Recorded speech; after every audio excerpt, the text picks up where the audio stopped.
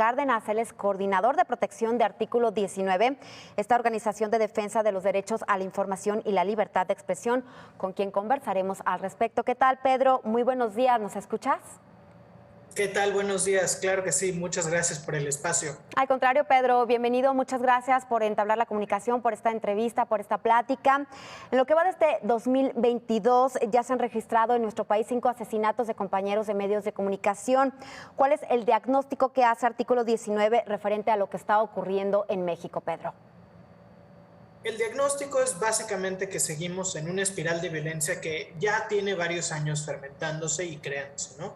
Desde el año 2009, Artículo 19, documentamos estas situaciones de violencia contra la prensa y desafortunadamente desde el 2009 a la fecha hemos visto una continuidad del crecimiento de las agresiones, de la violencia y por lo tanto pues una extrema preocupación sobre lo que está ocurriendo en México, ¿no? El último año, el 2020, vaya, de los reportes que hemos publicado, pues llegó a ser el más alto en el histórico de agresiones contra la prensa y en el primer semestre del año pasado tan solo teníamos documentados una agresión contra la prensa cada 12 o 13 horas, ¿no? Entonces estamos hablando de niveles muy altos de violencia contra periodistas y medios y sumamente preocupante porque esto genera un ambiente de autocensura, un ambiente de miedo y por supuesto pues un ambiente donde no puede vivir la democracia a través de pues una forma plural de información,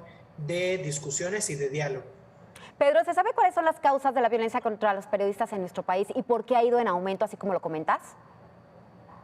Podemos ver varias causas, ¿no? Por supuesto, un tema que siempre se resalta es la espiral que inició a través de, pues, la llamada lucha contra las drogas, ¿no? Que inició, digamos, un proceso de, digamos, expansión de la violencia en todo el territorio nacional, distintos niveles en distintas etapas, ¿no? Sin embargo, pues se da, por un lado, ese proceso que continúa creciendo, ¿no?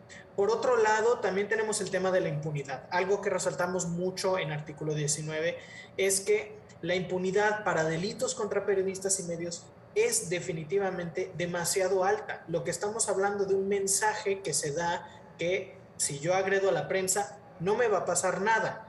Por compartir un número podemos hablar de los datos que comparte la misma FEADLE, la Fiscalía Especializada de Atención a Delitos de Libertad de Expresión, que pues desde el año 2012 hasta la fecha, en todas sus averiguaciones, estamos hablando de pues un 99% de casos que no tiene una sentencia, ¿no? Entonces estamos hablando de un 99% de casos de impunidad, ¿no? Y en ese sentido estamos hablando de muy claramente un mensaje de que es permisible. Por otro lado, y algo que hemos hablado precisamente y resaltado en esta última administración, que se abona a estos procesos previos, es también el discurso estigmatizante y denostante contra la prensa. Debemos recordar que las autoridades tienen que aceptar la crítica, tienen que aceptar los cuestionamientos, las preguntas en todos sus niveles, municipal, estatal y federal. Y el problema es que a partir de esta administración se ha generado, digamos, un efecto cascada donde todos los partidos, todas las entidades ya tienen pues casos donde se acusa a la prensa no de vendida, de ser la oposición, independientemente de quién sea el partido que gobierna, ¿no? Morena, PAN, PRI, es lo mismo. Entonces se genera una reacción donde se es permisible agredir a la prensa y donde se reporta a la prensa como adversaria en vez de lo que debería ser, parte plural de un ambiente democrático. ¿Quiénes son los principales agresores, los violentadores contra la prensa en nuestro país? ¿Quiénes son los que cometen estos crímenes? ¿Se saben? Pues ya ahorita nos comentabas pues, de que existe una persecución por parte del mismo gobierno en contra de la prensa, pero nada más es el gobierno. No, definitivamente no. El gobierno sí es el autor principal de las agresiones. Hablamos que un 40% alrededor cada año, a veces un poco más, a veces un poco menos, termina siendo las mismas autoridades, ¿no? Sobre todo a nivel estatal y municipal principalmente. Y entonces, en ese sentido, pues, prácticamente 2 de cada 5 agresiones contra la prensa vienen de las autoridades. Luego tenemos un espacio, digamos un 20%, ¿no? Que pues no podemos identificar claramente de dónde viene, no tenemos una identificación clara, pero hablamos de un proceso de anonimato a través del cual pues pudiera venir de distintos espacios.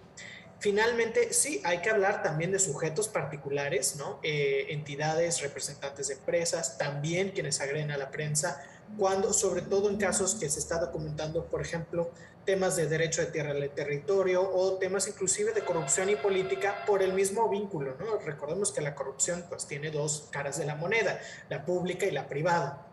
Y finalmente, pues no hay que descontar, por supuesto, la presencia de delincuencia organizada, que aunque directamente se le puede atribuir alrededor de un 6% de las agresiones, son ataques de violencia física, son asesinatos, son tentativas de homicidio, amenazas de muerte, ¿no? Entonces estamos hablando, por supuesto, de un nivel de violencia muy alto, mucho mayor, y el cual sí genera, por supuesto, preocupaciones a pues cómo se involucran todos estos actores, ¿no? No es nada más cajones por separado, sino que hay un vínculo entre delincuencia organizada con autoridades, con personas privadas incluso.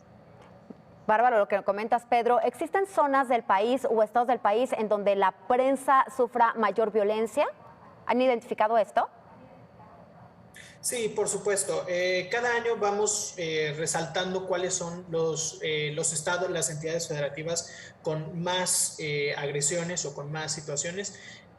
Hay diferentes métricas para medirlo, ¿no? Por un lado vemos que Veracruz, además de ser uno de los estados con más agresiones año con año, también es el estado con más periodistas asesinados desde el año 2000 a la fecha, hablando de 31 casos, ¿no?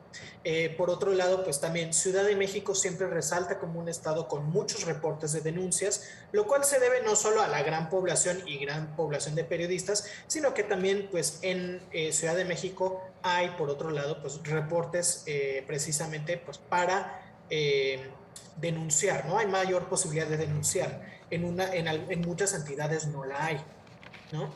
Por otro lado, bueno, otros estados que hemos identificado en los años recientes han sido Baja California, Puebla, Quintana Roo ha mantenido continuamente pues un estatus de grandes números de agresiones contra la prensa, perpetrados principalmente por las autoridades y sobre todo las fuerzas de seguridad pública, pensando en las policías, ¿no?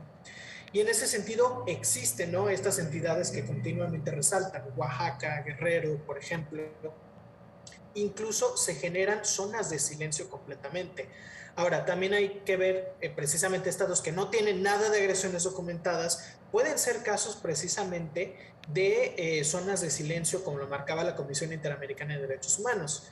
La CIDH marcaba oficialmente Tamaulipas como una entidad donde prácticamente la prensa tiene miedo a publicar, ¿no? Y entonces tiene miedo a denunciar, entonces no se registran ni siquiera las agresiones Claro. debido a que ni siquiera publican, ¿no? Pedro, tenemos menos de un minuto. ¿Qué se puede hacer? ¿Hay alguna solución en contra de esta violencia? Por supuesto, hay que generar políticas públicas integrales de protección. No podemos basarnos nada más en un mecanismo reactivo. Tenemos que responsabilizar a las autoridades en todos sus niveles, municipal, estatal y federal, para que respeten a la prensa, se les permita cuestionar y, por supuesto, que generen políticas de prevención y protección. Así es, porque estamos viendo que estos mecanismos realmente no están funcionando. Muchísimas gracias a Pedro Cárdenas, coordinador de protección de Artículo 19. Muchísimas gracias por entablar la comunicación con nosotros, Pedro. A ustedes, gracias por el espacio.